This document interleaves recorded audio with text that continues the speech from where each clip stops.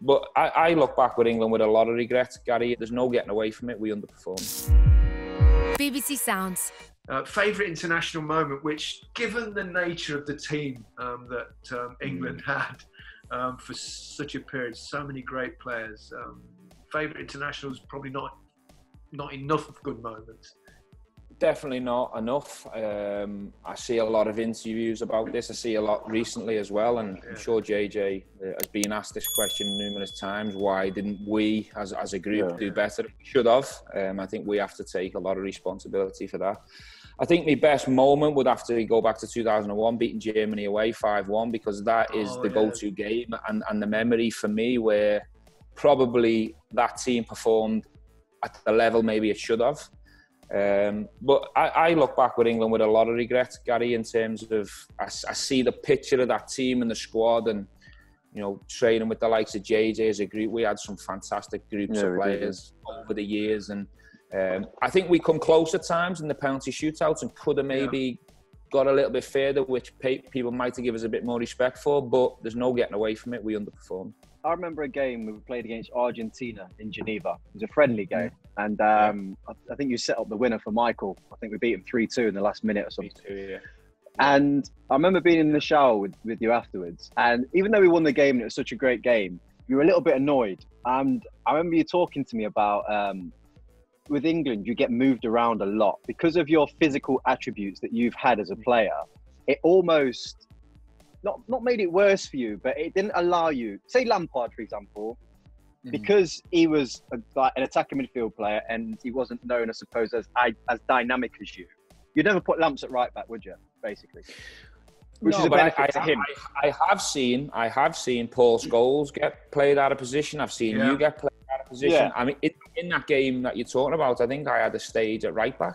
You played it right back in the end. That's my point. That's why we had the conversation. And I remember thinking to myself, if Messi comes over here, my back's going in. I'm getting off the pitch. But yeah, I think because of my versatility, I think it did go against me at certain times. That's what I mean. Yeah.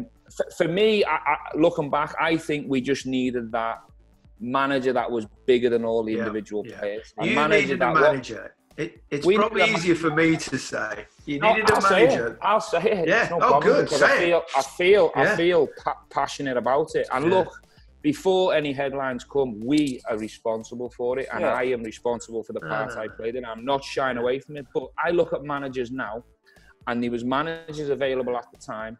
I hear Benitez or blah blah blah. Maybe he didn't want to be an international manager at the time. Okay, but I look at managers now that are bigger than the team.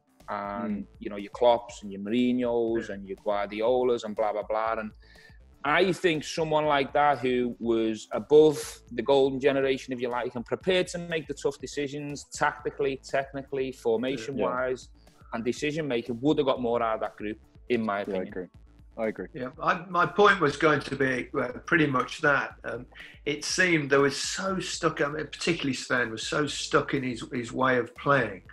And they used to really irritate me when they used to say, yeah, but the trouble is Lampard and Gerrard can't play together.